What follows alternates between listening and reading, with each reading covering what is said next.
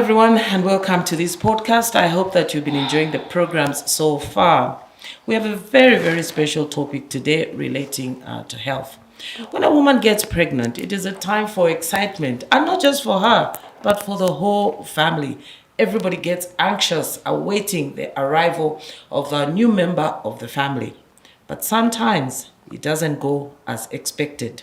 My guest today, Zinia Chuala, is one of those women who was eagerly awaiting the arrival of her baby. But unfortunately, when the baby was born, she found out that the baby had a condition, and this is what we'll be discussing today. Zinia, welcome to the program. Thank you. Just tell me first about yourself. What do you do? Where do you live? Okay, my name is Zinia Chuala. I'm a student. I'm a primary teacher doing at Mansfield. Yes. I'm married to Pastor Oliver Stamburi. Pastor Oliver Stamburi. Yes. How long have you been married? We are now clocking 10 years. 10 years? Yes. How many children do you have? Yeah, this one, she's number 3. 2 boys, 1 girl. 2 boys, 1 girl? Yes. Okay, and how old is this one, this baby? This baby, she's only 6 months old. She's 6 months Yes. old. Tell me about your first 2 pregnancies. Were they easy? Were they difficult? Some women have very difficult pregnancies. Others say it's easy. How were the first 2 pregnancies? The first 2 pregnancies, it was just normal. Okay, delivery, fine. Welcoming of the baby, everything was okay. How old are the boys? The first one, he's 10. The second one is clocking 6 years. Wow, very Yes. good spacing, eh? It was that deliberate? You wanted to space the children? It was No, it was deliberate? because of school. For school? Yes. Okay, you were still studying when you got married? Yes. Okay, and you enjoy being a teacher? Yes, I enjoy very much. You do? Yes. Okay. So tell me about this last pregnancy. Wow, In this the last beginning, pregnancy, how was it for you? Were you excited? I was very excited from the beginning. Now along the way, problems occurred. BP, the loss of blood, blah, blah, blah. Everything was involved in this pregnancy. You never experienced that in the first In the pregnancy? first pregnancy, no. And what did the doctors say? The doctor said it may be the problem, or maybe it should be the problem concerning family planning. That's why I'm having these problems, like BP, yes. And shortage of blood. Every time when I go for antenatal checkups, I found that the BP is high. I'll be admitted. Maybe the blood, just like that, until the time I gave birth to this child. Was it a normal delivery? It was normal delivery, yes. And you excited? You had I a was new very member much of the family? excited, yes. Being the girl, I was very much excited, and I did wanted to have a child, a female, yes. Okay. Yes. When did you start noticing that something was not right? The time she was at delivery, everything was okay. The doctor examined me and she examined the child was just fine. Then after 2 weeks, I started noticing now the neck, it was not okay. Compared to the 2 boys I had, yes, the neck was not stable. I went back to the hospital. The doctor told me, no, the baby is just fat. She'll be okay. Just give her some time. I waited until 3 months. Then I went back again. I told the doctor, no, the condition is getting worse and worse. What could be the problem? Then the doctor told me, okay, for now, we'll just wait until 6 months. That's when now we can send you to UTH. Which doctor were you going to at this point? At ZAF. At ZAF? Yes, that's and our they said nearest you wait clinic. for 6 months? Yes. Then after 6 months, that's when I went back now there. I told the doctor, no, now the baby, she can't even sit. If you try to lift her, the legs are like, there is no much strength in the body. Then the doctor said, wow, okay, now you need to go to the hospital. That's how now I was referred to UTH. From there, I was admitted. Immediately? Immediately, yes. They examined the baby, then they said, no, there's a problem. What happened when, during birth, the doctor began to ask me the questions. Then I said everything was well. Did the baby cry? Yes, she cried. Now what could be the problem? I mean, I don't know, that's why I brought the child at the hospital. Okay, now the doctor said, okay, I could advise for now, take her to the physio. Physio. Yes. At UTH. Yeah, at UTH. The baby, she's still young. We cannot say maybe the problem is this and this, but let's try this option. Yes. There's a certain woman who told me, no, the baby will be okay, but just try to go to physiotherapy. There it will work. Then from there, I was now looking, which physiotherapy can I go? Yes. Then there is a certain Chinese woman I used to stay with. She told me, no, the best physiotherapy that I trust, it's Italian hospital. Take your child there. The child should be okay. But all this time, you hadn't yet been told what exactly was wrong with the child. They were just guessing. Some they will say maybe it has to do with the veins. We did the CT scan. The CT scan, it was just okay. So now the doctor was wondering also. She did not know what to do. So she told me, no, let's just wait. The baby is just too young. We cannot say the major problem is this and this. Try this, meaning physiotherapy. Now, finally, what did they tell you is wrong with the baby? When I went to Italian hospital, I found the doctor. The doctor, he checked on the baby. The doctor was saying maybe it could be the cerebral palsy. Cerebral palsy. Yes. So finally they told you that was the problem. Yes. Well, for our viewers, cerebral palsy is a disease that affects children. And I believe that it's quite prevalent in Zambia. I was reading some statistics that in the US, I think almost 10,000 children have cerebral palsy. And we will have somebody to give us more details about the disease and how it can be managed. But Zenia, they told you this child had cerebral palsy. Yes. Were you scared? Had you heard of cerebral palsy before? No, I've never heard of it. You've never heard of it before? Yes, I'm not even scared because I don't know the... You don't know the disease. But did they advise you what to do with the child to manage cerebral palsy? Yes. What did they say you should be doing? First, it's physio.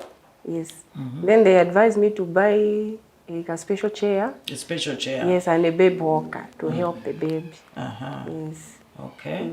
What is the name of the baby? This one, she's Victoria. Victoria. Kutemba Stambul.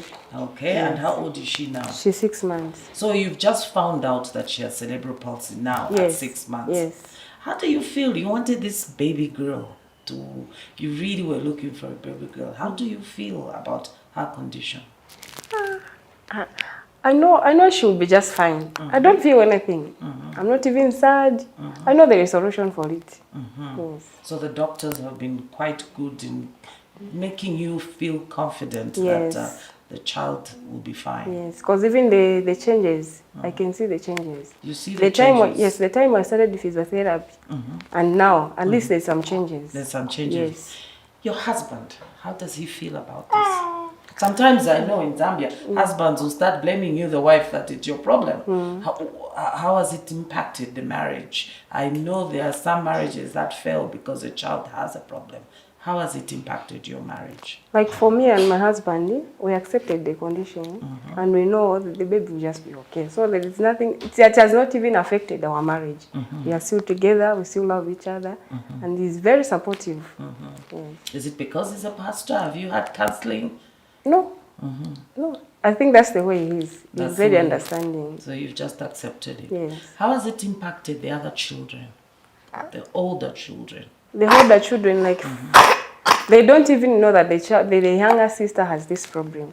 Sometimes they will just ask you, Mom, what's the problem with the child? I'll just tell the children, my boys, no, the baby's just okay. But she's failing to sit on her own. Give her sometimes she'll be sitting on her own. Yes. Is there a special diet for the child? Does she eat? Have they told you to feed her particular things, or does she eat normally? She eats normally. They have not told us any particular food. We have not yet been there. I think they will tell us. Okay. Yes. How long is this physio supposed to go on? It's supposed to go for a month. A month? Yes. And how are you affording it? Is it free? Yes. The physio is free? It's free? Yes, it's free. It's free? Yes. Okay, that's wonderful. Let me get now to Oscar Mtondo. What is cerebral palsy? We are hearing about it, and I'm sure many of our viewers have probably never heard of it. What is cerebral palsy? Well, before I answer your question, I just want to thank you for having us this morning on this sensitive and also important issue concerning our mothers having children living with disabilities, specifically cerebral palsy. To define cerebral palsy is an umbrella term which is used to describe or which is used to describe disorders affecting the non-progressive irreversible damage to the developing brain of a child. Yes, and this cerebral palsy can be caused by so many factors which can be congenital or even acquired. Yes. So when we're talking about congenital causes, we can group them into prenatal, perinatal, and also postnatal. And when you look at these factors, these are the factors that depends most on the mother herself and also the health caregiver. When I want to talk about prenatal, I'm talking about issues which deals with before a mother conceives, which is maybe infections, also chromosomal abnormalities, measles, those things, they cause damage to the womb and also the placenta. So before the mother and also before a couple who plans to conceive, they should look at these things and screen them before they conceive. And the other causes could be perinatal. Perinatal means it could be during labor or during childbirth. These perinatal causes could be prolonged labor. It could be drowning. The baby can drown in the fluid. That fluid is called amniotic fluid, where it will cause reduced oxygen supply to that baby's brain. That's where you hear that, oh, my baby did not cry, my baby did not even, do anything after birth, even after so many stimulations. So those are some of the causes in line with perinatal. The other causes could be, acquired causes in terms of postnatal. These causes I can call them acquired because these are causes whereby a mother maybe by mistake drops a child. That could be traumatic, which leads to traumatic brain injury, and also there could be meningitis. Meningitis is nothing but an infection to the meninges of the brain, that covers the ventricles, or that covers the brain, the covering of the brain. The other causes in terms of postnatal could be jaundice. That's why, if I borrow the words of Mrs. Chwaya here, she said that she didn't know that a child had a cerebral palsy, not until after 6 months when the doctor told her to say, your child has cerebral palsy. So cerebral palsy is broad, and we cannot actually arrive at a diagnosis immediately when a child is born. Okay. Yes. So it takes time for us to really, reach at a point to say this is the diagnosis and this is the type of cerebral palsy that a child is having. Now, I know that you operate from the Italian orthopedic hospital. How prevalent is the disease in Zambia?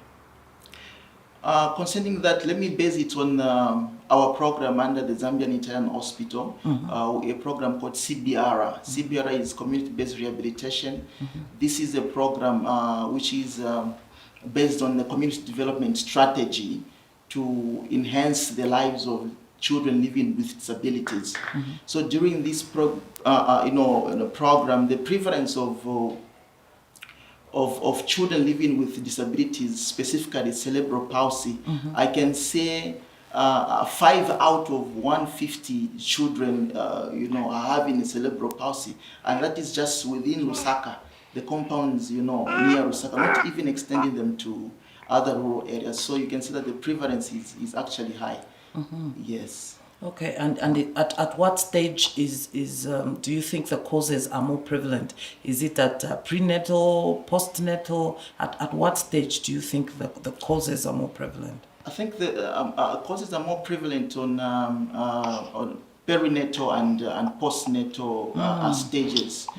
For example, a mother who is pregnant taking alcohol and also, you know, smoking cigarettes. You know, in cigarette there's nicotine, which, you know, depresses the oxygen supply, you know, to the brain of a developing a fetus, or even a postnatally. You know, you are feeding the baby, and you know that nicotine will reduce the nutrition level on the blood that the baby needs to get through breastfeeding.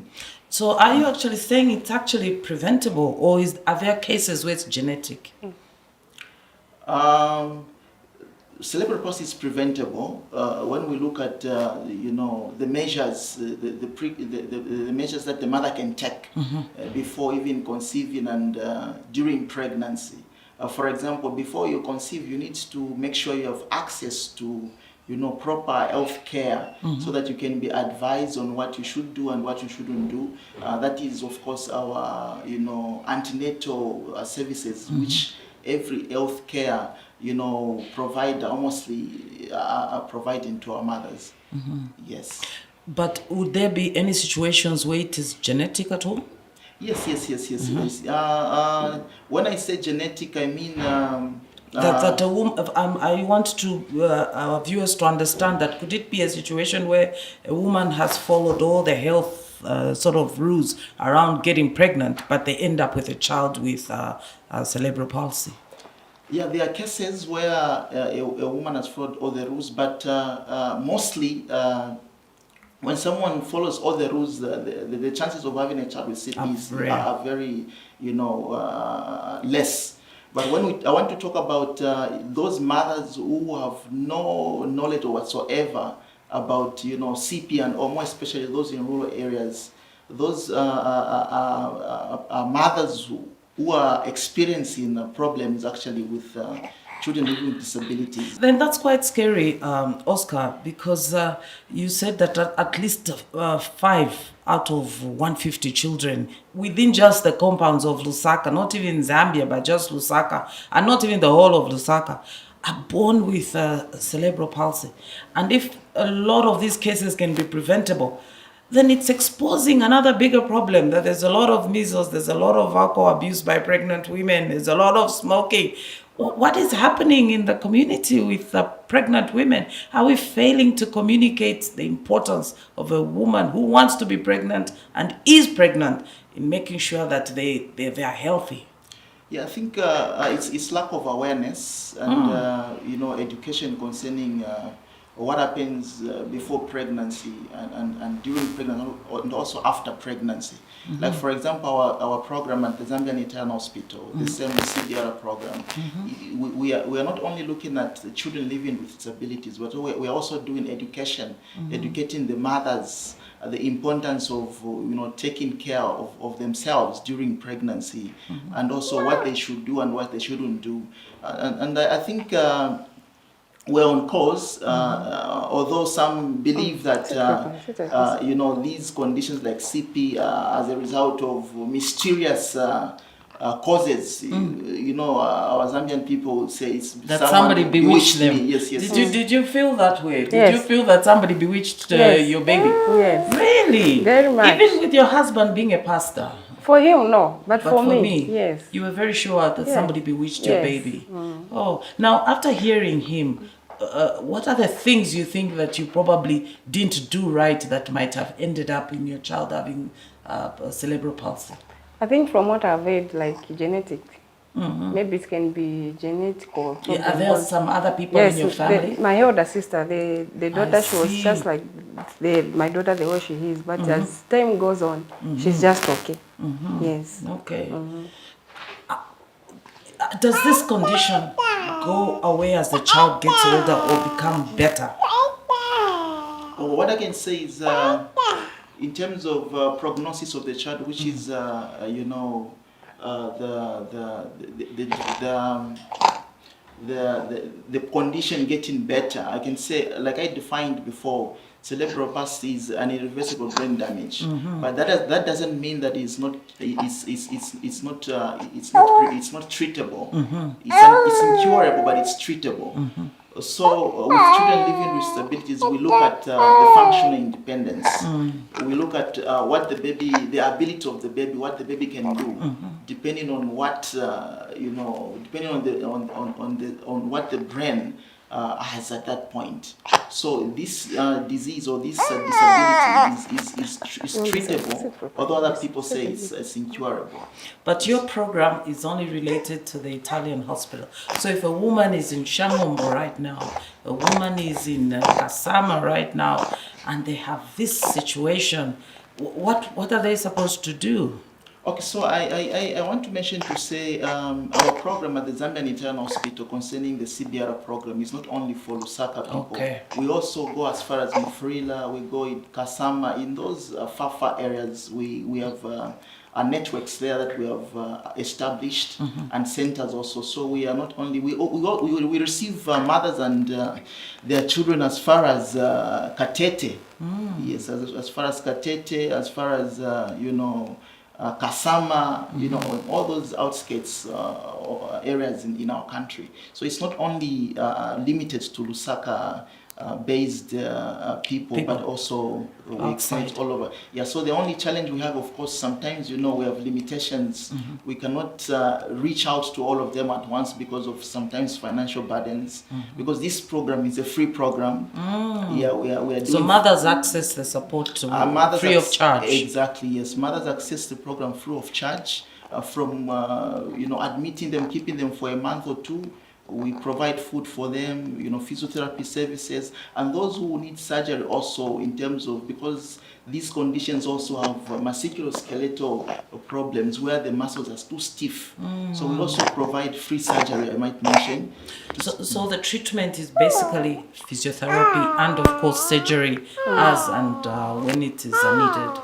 Yes. So in this program, of course, our number one treatment is physiotherapy. But during our screening program, when we discover the child needs to undergo surgery, of course, we refer them to our surgeon to perform one or two surgeries, like, for example, tendon releases.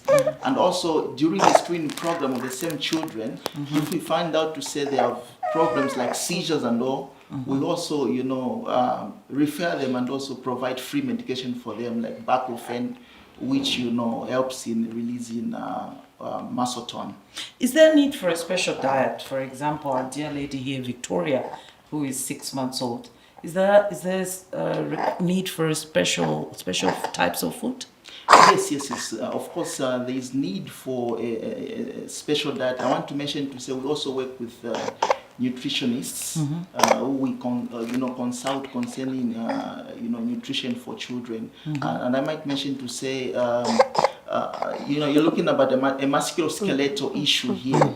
So if there is no proper build-up of muscle in a child living with disability already, the problem is the motor cortex, which causes abnormalities in the muscle development.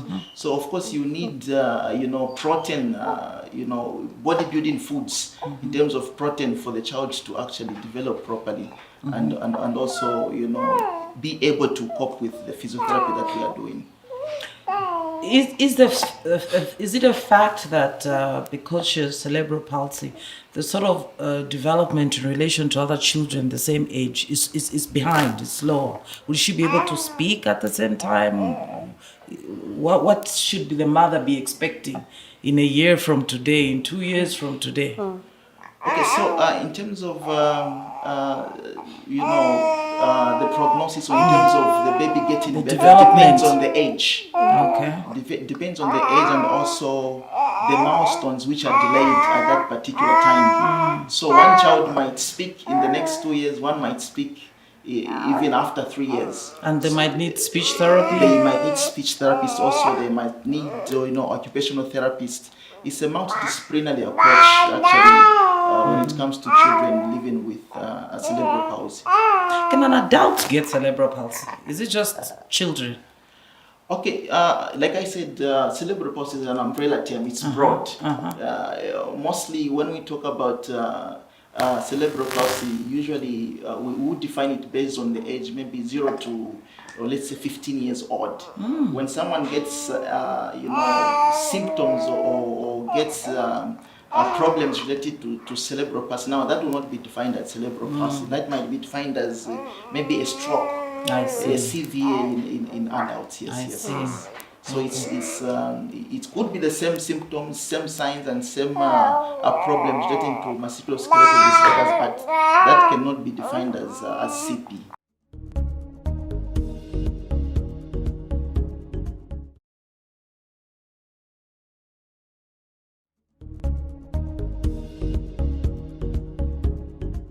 Are there any examples you've come across where these children get so much better, like you said, up to 15 years old, that they can have a normal life?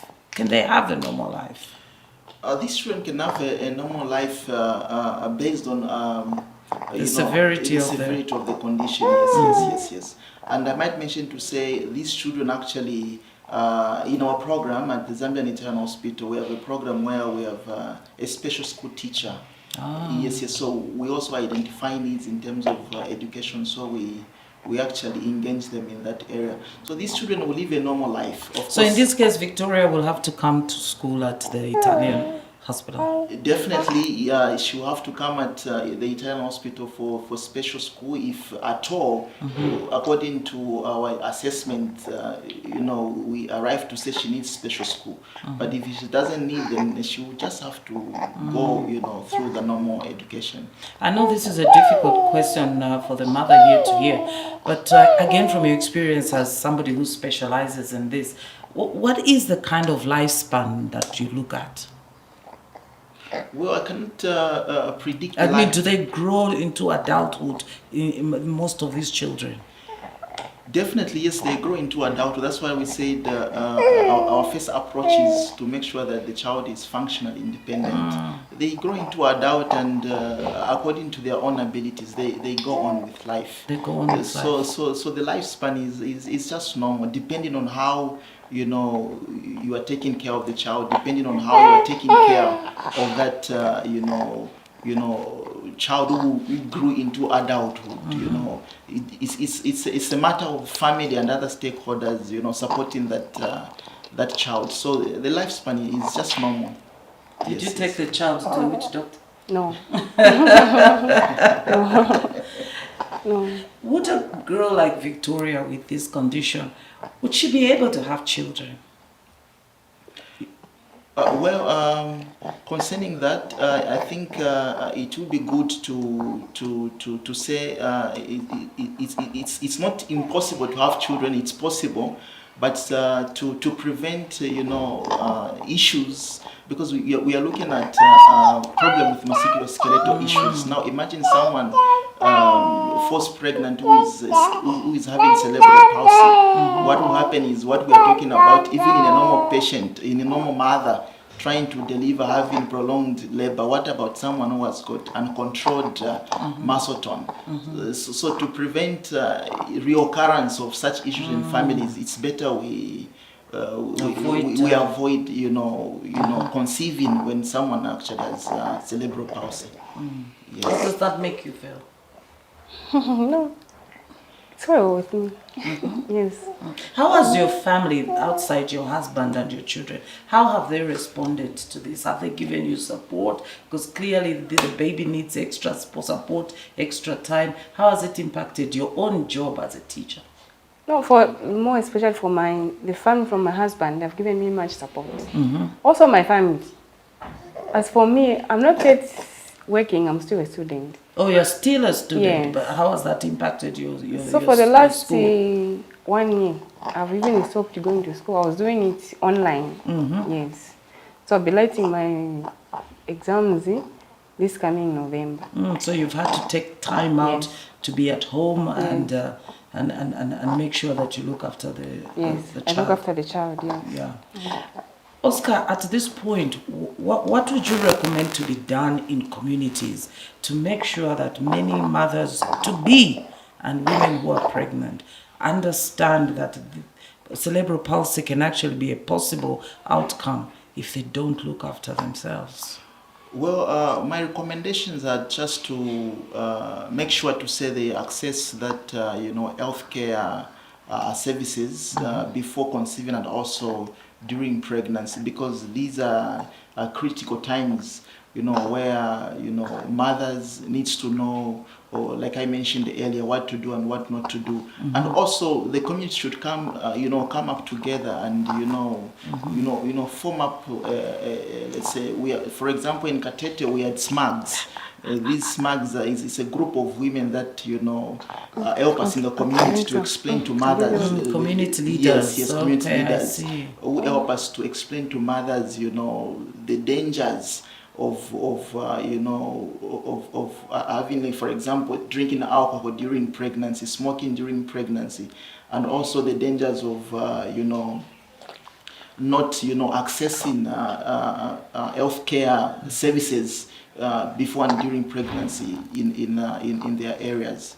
Yes. So my recommendation, of course, is awareness, and also try and educate not only mothers but also everyone in the community. Fathers, partners, both the man and the woman. Shouldn't only be on the woman, because when these issues like these come, they affect both sides and also the community at large. Would you say it's more prevalent in one particular type of sex? Is it more boys, more girls, or it's just across the board? No, it's just across the board. Like when you are expecting a child, you won't know I'll have a baby boy or a baby girl. So it happens in both. But I think according to my experience, according to our statistics, it's more common in a girl child. In the girl child? Yes. Would there be any reason for that? I think the reason could just be, like I said, chromosomal abnormalities. Yes. And that's the chances of having a baby boy or a baby girl. But there are no special reasons to why it's happening in a baby girl or a baby boy. Yes. I know also that we did have a program a few weeks back talking about the impact of drugs, the growing drug problem in Zambia. As part of your trying to avoid such conditions, are you collaborating with these institutions in Zambia, in communities that are trying to get young women, young boys to keep away from drugs and alcohol? Of course, yes. During our program, our community-based rehabilitation program, also we are actually, we have a component where we are advocating to, preventing young girls and boys, in terms of abusing drugs. So we have that component where we actually are partnering with the Franciscan sisters, who are actually our administrators at the Zambian Italian Hospital. So yes, we are actually helping also in that area. Okay, so yes. you are working even with the church. Yes, strongly. Yes. We are working with the church also, like for example the churches, the churches. We are working with churches also, and also the United Church of Zambia, the Catholic, all the churches around. We are coming up together and actually partnering to solve this problem. Yes. What are your dreams for your child? My dream is to see my child well, walking, helping me at home. She read you, she's smiling. She wants the child to help her in the kitchen. Yes, more especially in the kitchen. Because having 2 male children. Would you be considering having another child? No, that question. As for now, no. Yes. You just want to attend to this one until she gets better. Maybe that's when I can think of other child.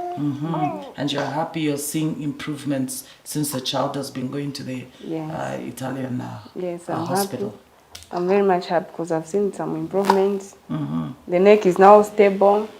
She tries to sit now. You can let her sit on her own for 3 seconds. She's able to manage. The strength now, at least, she's gaining some strength. Yes. Oscar, there could be a woman, a father watching right now, and they have this baby and they just don't know what is wrong. And just like Zenia here, they're thinking maybe we should be going to a witch doctor. They're thinking maybe their neighbors bewitched them, which seems to be quite prevalent in this country, that a lot of people always assume that somebody has bewitched them. But they've never heard of cerebral palsy. They don't understand why the child's neck is not stable, why the limbs are very weak. What is your message to them? What should they do? Well, my message to parents, having children with this issue, when you discover something abnormal in your child after birth, it's better you actually, reach out to any healthcare provider. You go and see a doctor, a pediatrician. You can see any. You can go to any clinic. You can go to any hospital. There is no. There are no mysterious ways of say someone bewitched my child or what. So my advice is, you have a clinic near you, go there and let them explain to you. Let the child be assessed, and you start treatment as soon as possible. How are we managing the stigma? Because I've seen that in rural areas, children with cerebral palsy, and as they get older in the community, they'll be stigmatized. Oh, chumwana nchipoba, chumwana what? And it can really impact the family. What are we doing to educate parents, communities about not stigmatizing disease? Well, when it comes to stigma, it's difficult but not impossible to educate our community members. Explain to them what CP is, explain to them the causes and all. I think so far we are doing well in terms of stigma, but there are some people still lagging behind, in terms of the knowledge about what CP is and other also musculoskeletal disabilities. But in our program, like I mentioned earlier, we are also educating not only those mothers having children living with disabilities, but also those mothers who are planning to conceive and others also in the community. Yes. Does this worry you that as Victoria here gets older, in communities, people can start calling her names, and does it worry you? It doesn't give me so much worry because me, I believe my daughter should be okay. So as long as I'm in the hands of doctors and the physiotherapists, people, they are helping me that my baby will be okay. So it doesn't give me that worry. Yes. No, I love your confidence, and you're a happy mother, and Victoria seems very, very happy with herself on this program today. I have learned so much about this disease today, and I think that we have to do more of these programs so that people can learn a lot about something like cerebral palsy. The numbers are shocking. It is sad that it is preventable, and if we can just have measles treated, people not abusing alcohol, not abusing drugs, that women, before they get pregnant, they decide to do a medical checkup, which is something that many women in Zambia, we don't do that. If you're planning on having a baby, it's important that you check, are you healthy? And not just the woman, isn't it? Even the men. I hope that's the message. That's the message. Even the men, right? Yes. So I just want to use this opportunity to reach out to, all stakeholders, to help us, support this program.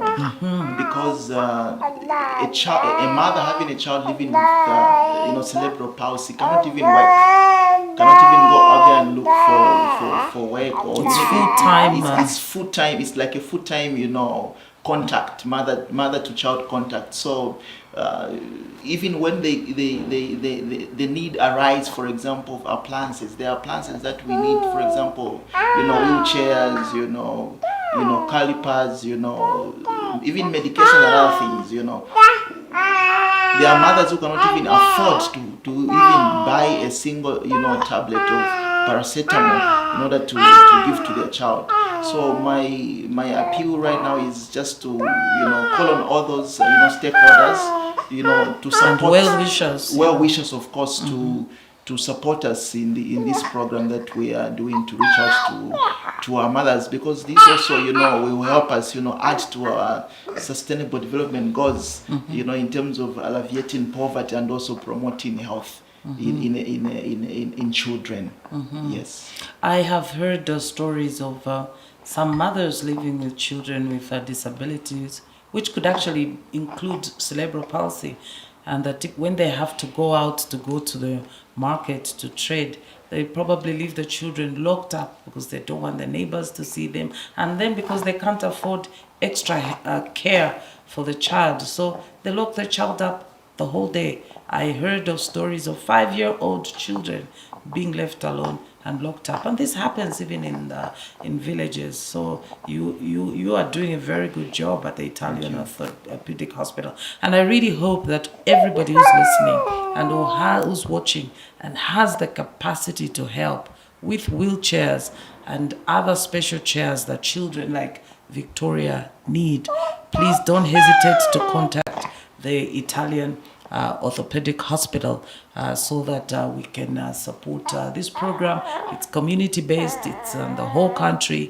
Cerebral palsy is quite prevalent in Zambia. The numbers are shocking, absolutely shocking, that just here in Lusaka, 5 out of 150 births, as far as children are born, actually end up having cerebral palsy, and that it is preventable. It's just an issue of management and of health care. Exactly. We wish you the very, very best, my dear lady, and I hope that your child continues to get the support it needs from the hospital. I am very happy to meet her, and I'm glad that you know now what is wrong with the child and that it has nothing to do with witchcraft. We'll just keep praying for you, isn't it? Yes. And please don't give up on your school. You will have to find family to give you support online as you study online so that you can also finish your school. So I wish you all the best. Thank you. Thank you very much. Oscar, it is a great pleasure really that you accepted our invitation to come on this program. I think a lot of people needed to hear about cerebral palsy. I'll still give you an opportunity to give your last word. Well, it's an honor, madam, to be here. It's a privilege, and of course, thank you for coming up with this program. Because without you, of course, we cannot reach out to mothers out there, having children with cerebral palsy. So I think my last words are to just thank you, the Diamond TV media, and of course everyone involved in terms of the input that they've put in to see this program come to fruition. Thank you. Thank you. Yes. I want to thank you also for having found the time to join us. We know that you have a wide range of programs you could have picked to watch, but at this particular time you have picked to watch this one. Thank you so much. And if you are able and have the capacity and power to support the Italian Orthopedic Hospital with their community-based support to children living with disabilities, not just cerebral palsy, which we're talking about today, but any other support you can give to children living with disabilities, who are so many in our communities, the whole country. Please don't hesitate to do so. Thank you so much for today, and I look forward to seeing you again on my next podcast. Bye.